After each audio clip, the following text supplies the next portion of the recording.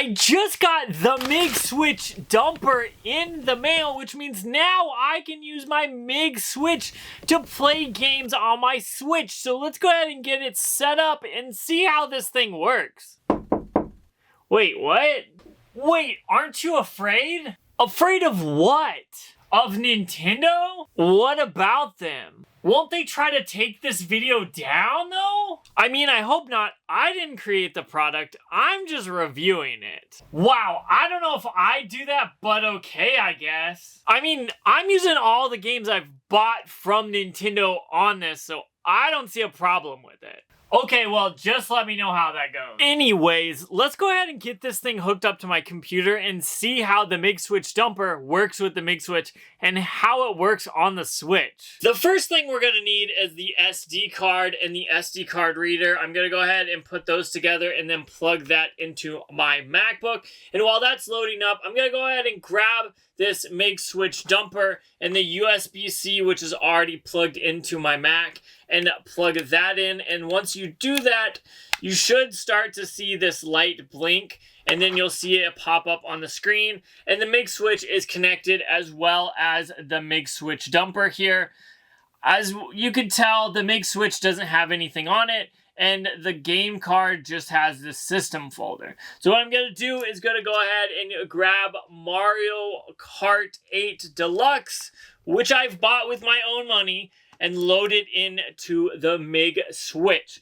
And while that's loading up, I'll flip over to my computer, as you can see, and I'm going to go ahead and grab this system and then its folder structure and put it onto the MIG Switch. And I want to make sure that all is good there, and it seems well. And so I'm going to then go over to the XCI folder here and drag that in. And I just leave everything the same name. Go ahead and drag it in there, and then that will start to do its thing. I'll come back after this 8 gigs is finished. One eternity later. Okay, now that is finished, I'm going to go ahead and eject it because I don't want to mess the game up at all. Once that is ejected, then I'm going to go ahead and put in another game. Let's go with Metroid Dread. We're just going to plug it in and get started. Again, I don't have to do this system, but I do have to use this XCIE folder or XCI folder. So I'm going to go ahead and drag that as well and let that do its thing. In about 5 minutes, I'll come back and we'll add one more game. One eternity later. Okay, now that that one is complete, let's go ahead and load up Princess Peach's Showtime and get this plugged in to the Switch Dumper and get it copied over onto this SD card. Same thing here, you're just gonna load the XCI folder and move it over and copy it over to the SD card. Once this finishes, we'll pull the SD card out and get it into my Switch. One eternity later. We've got these 3 games here lined up, so I'm gonna go ahead and eject them from the Switch Dumper. We're gonna go ahead and grab my Switch and we will get to testing this out. All right, now that we have all the games loaded onto the SD card, we're gonna go ahead and grab the MIG Switch here, grab the SD card and just plug it in, and then the MIG Switch is ready to go. So let's go ahead and grab the Switch Lite here. I bought this solely for the purpose of testing this because I didn't want to ruin or potentially mess up my Switch. So let's go ahead and open that Switch cartridge slot open, and we're going to have the MIG Switch. You can see nothing is on the screen. I'm just going to go ahead and put it in there once, and then you shall see Metroid Dread. If the green light is blinking here, I believe you can pull it out and put it back in, and it should change. There we've got Princess Peach's Showtime. Let's do it one more time, and it looks like we are back to Metroid Dread. So maybe I messed up the Mario Kart. Yeah, it looks like for some reason when I did the Mario Kart, it didn't save the files or whatnot. I'll try to reload that. Earlier, I had this on there and everything was working, so that's kind of interesting. But as you can see, I can have multiple games on here, and I can kind of toggle through them by ejecting it and then putting it back in. Now, this MIG Switch is the first version, which means it does not have a button on top. The MIG Switch version 2 has a button where you don't have to eject the game all the time in order to switch between games. But as you can see, I'll go ahead and demonstrate here. I am going to delete the software. That way you can see there is nothing on this system at all. It's not connected to the internet. There's nothing that this thing is doing. You can see it's offline right there. So I'm going to go ahead and grab the MIG Switch again, plug it straight in, and then we have Princess Peach's Showtime, which you can tell is not actually in the system right there. Let's go ahead and do it again. And then we've got Metroid Dread, which again, you can see is not in the system. I'm going to go ahead and load this up and test it more, but let's go ahead and talk about what I think about the MIG Switch and the Dumper and everything that surrounds it. Now that we've tested the MIG Switch Dumper and the MIG Switch in my Switch Lite, we've got to talk about why this could be problematic for Nintendo or could be actually a good thing. Starting off with the bad is obviously that people can use this to download games, put it in there, download the files, sell these games, sell the downloaded files, and I don't condone that. That's problematic, and I don't want that to ever happen, because if that happens enough, then Nintendo's not making money, and then Nintendo's not making games, which means we won't have a Switch 2.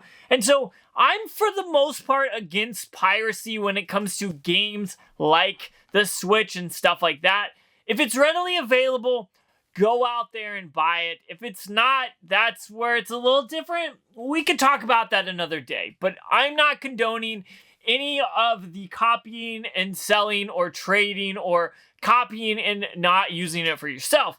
However, I do think that this could be pretty beneficial to game developers if they're trying to figure something out, or if someone like me has a big Switch collection and they want to just be able to take one cartridge on the go with them and have their whole collection, or a collection of a few games. I don't think I would ever want to load this up, at least not the first version, maybe the version 2, but I feel like this, the way it is, you probably don't want to put more than like 3 or 4 games onto it, because you're just going to be clicking it in, clicking it out, trying to figure out where the game you want to play is. And that's where I think this could be pretty beneficial. And I think it's very interesting that this was released while the Switch was still out.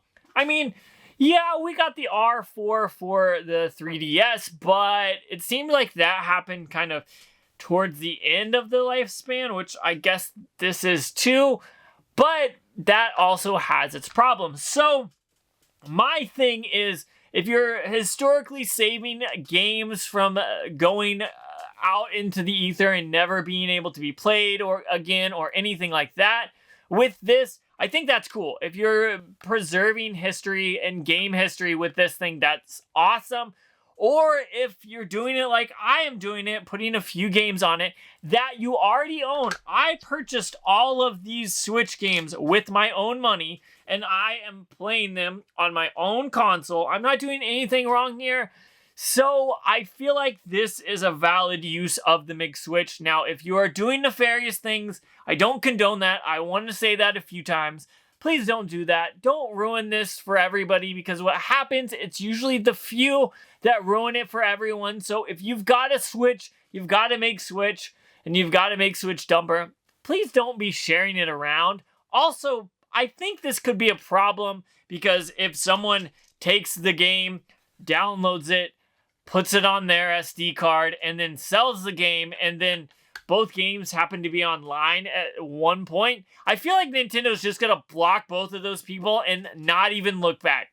If it's the person that did it, they're definitely not looking back. But I feel like if you were to buy this from like a used game store or something like that, and that happened to you, I feel like it's probably going to be hard for you to get your Nintendo account back or something out of that way. So just be careful if you're gonna grab a MIG Switch and the Dumper. Be careful.